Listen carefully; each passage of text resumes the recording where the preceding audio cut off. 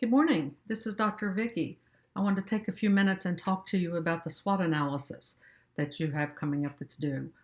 Um, to me, sometimes we get all wrapped up in the theory and definitions and all of those things that really, at the end of the day, don't have anything to do with what the final product looks like.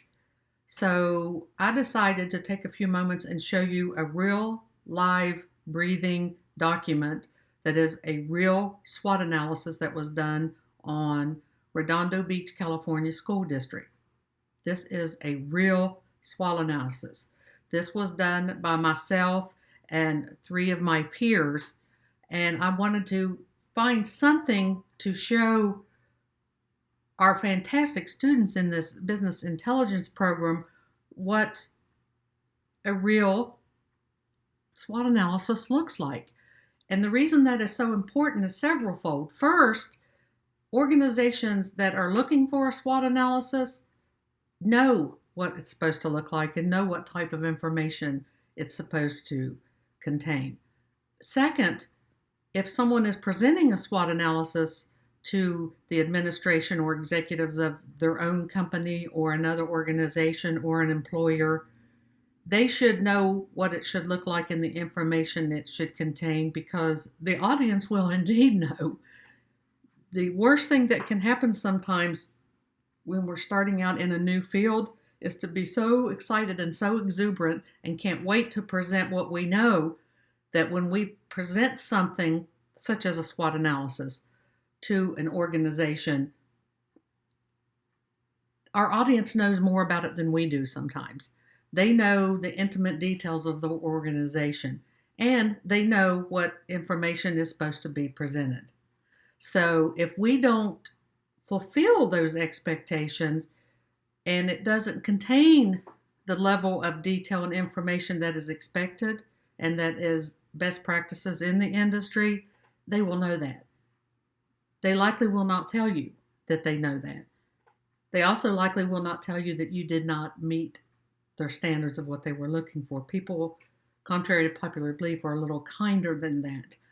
But they will make decisions and determinations based on what they saw. And a lot of time that leads to either the person presenting the analysis not getting the business, not getting the promotion, not getting the raise, not taken seriously. But the biggest thing that can happen is the decisions that may reflect poorly on you as the student now and as the business intelligence professional later. And what I mean by that is decisions will be made of whether or not you're an expert in your field, whether or not you have the skills necessary to do the job, whether you have the expertise. Those types of decisions are being made every time you present something like a SWOT analysis or a business intelligence system proposal. Decisions are made by others on you. So if you're not showing them somewhat what they're looking for, I just don't want to see those types of decisions made when maybe you did not see what one was supposed to look like in the first place. So I'm going to take just a few moments and look at this SWOT analysis, this real SWOT analysis. And as you can see, it was done on Redondo Beach, California School District. Right here is just a very short introduction. We spend a lot of time, I've noticed in some of our documents in our assignments throughout our 12-month program, we use a lot of words. We say a lot of things early on and don't quickly get to the meat of the matter. Out in the working world, in the professional world, time is money. If we don't get to the point really quickly in as few words as possible, the rest of what we said will never be heard. They will not read it. They will tune out. That will be that. Less is more. They want to know what they need to know quickly. So this SWOT analysis is really quick, as you can see. The Redondo Beach Unified School District, where it's located, how many schools, and what we're doing it for. That's it. That is it. Then I had the date of the SWOT analysis and who the consultants were. Now, some things to point out on a SWOT analysis. If you look internal, The internal part of the SWOT analysis are the strengths and weaknesses. And what do I mean by internal? Internal to the organization. Okay, these are things that are, just say like we're taking a medical exam, we're doing blood work on the organization, and these are the results. We did some analysis, we did some blood work, if you will, and this was the results, internal for the organization.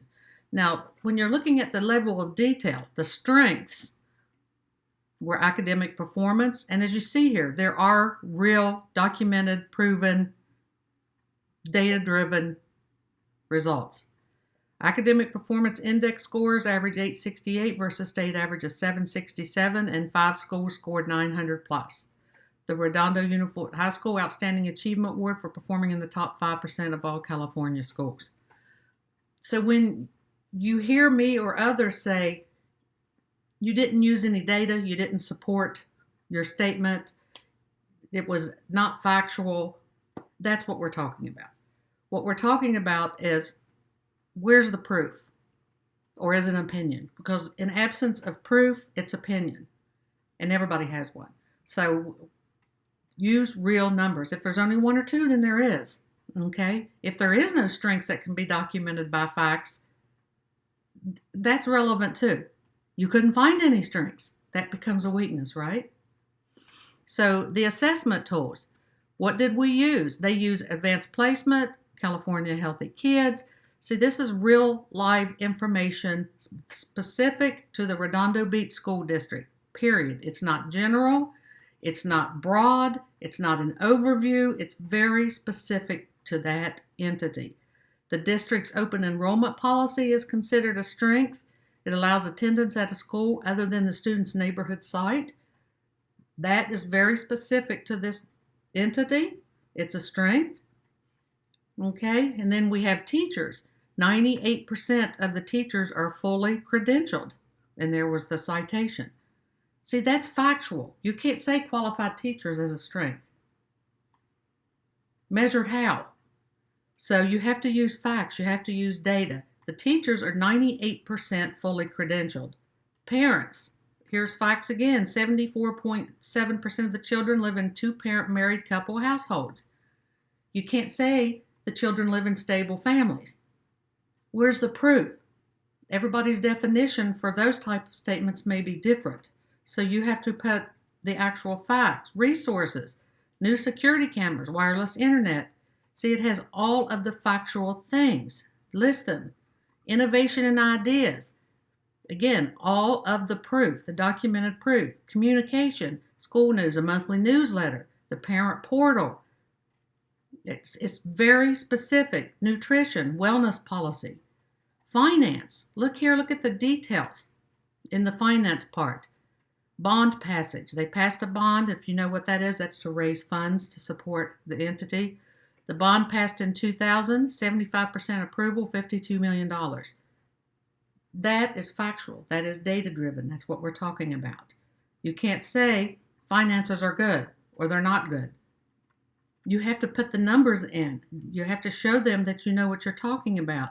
The other bond passed in 2008, 66% approval, $145 million. So as you can see, all of this information is very specific, very detailed, okay? The same thing over here on the weaknesses. In 2008 to 2009, the Board of Education cut $1.2 million through staff attrition, tighter class scheduling, program consolidation, early retirement, and 16 formal layoff notices. That is facts. That's a weakness. They had to cut the budget. They had to lay off people. Okay, that is facts. It's documented. Teachers are being furloughed 2 days. Increase in student-to-teacher ratio. Look right here, K to 3, 24.9 to 1. Ninth grade, 24.5 to 30 to 1. So these are documented facts. All right, so that's what we're talking about when you're looking at putting together a SWOT analysis. I'd rather it be short and only have one or two things in each category, and it be factual and documented with data so that it looks like we know what we're talking about, than to have a ton of words that I absolutely added up and said nothing. Okay? So let's see what else we've got here. Now, opportunities and threats, those typically are external. They come from outside of the organization. Let's say, for example, to use our same example, that we're doing blood work and we're doing a physical. And a threat might be the coronavirus. It's external to me. It's out here, but I can catch it. It's a threat. An opportunity is something going on out here that I can capitalize on to help better my situation. So let's look at just briefly some of the details involved in that. The opportunities, Redondo Beach Educational Foundation. All certified personnel can apply for innovative teacher mini grants. See, there's community resources. That's external to the school district, isn't it? It's available. It's an opportunity that they can capitalize on, but it's out here. City of Redondo Beach, maintain and expand cooperation with the city for access to facilities and athletic fields. Again, it's an opportunity to gain access out here. Full cooperation with help of programs aimed at educating children and parents making healthy lifestyle choices. So as you can see, it's very clear that we did our homework. We knew what we were talking about. What we presented was factual. And it's giving the blood work, if you will, results to this entity of where they stand. Okay? Because it becomes very emotional. It becomes very personal to people when you tell them, well, your finances aren't in good shape. People don't want to hear that. People want you to give them the facts and let them determine how bad that is. Okay? Like down here, cooperation with local colleges and universities. Proximity to colleges and universities with over 2,000 students. City University, 7 miles away. University of Laverne, 4,718 students. So these are actual factual numbers, okay? So that's what I wanted you to see when we're talking a SWOT analysis. It doesn't have to be long. If you only have 1 or 2 things in each category, that's fine as long as it's documented and it supports and leads to what you come up with as your challenge, which also has to be specific. So as you can see, if these categories here are specific and based on numbers, using those, it's really easy to go back and say, well, this company has a challenge of, what's the challenge? The challenge here is reduced budgeting, layoffs, and furloughs. There's a challenge, isn't it? And we can document that. But we have an opportunity to use community resources to supplement so you can get the challenge and the opportunities right from this SWOT analysis if the details are there. Okay, so that's what I wanted you to see. And then right here, we made a statement at the end. The school district is facing a substantial change in normal operations based on anticipated sustained decreases in state and local funding available. See, that's the challenge statement, isn't it? Have we supported it up here in the SWOT analysis? You betcha we have. Frequent reactionary budget adjustments require repeated changes in descriptions and disruptions to the students and faculty. So it's really easy to take what we've done up here in the SWOT and identify based on the strengths, weakness, opportunities, and threats what the challenge and opportunities are for a statement. Okay, so I wanted you to see that, and this is posted out here in your course in week 3 as well so that you can look at it when you're getting ready to do the program. I hope this helped clear up just a little bit of what we're talking about when we're saying use do tell, use facts. It has to be data driven. It can't be assumptions. It can't be, well, it's in my opinion, it can't be general statements that the finances are going south. You can't do those things. It has to be very specific, very to the point. I can't wait to see what you come up with. You ready? Let's go.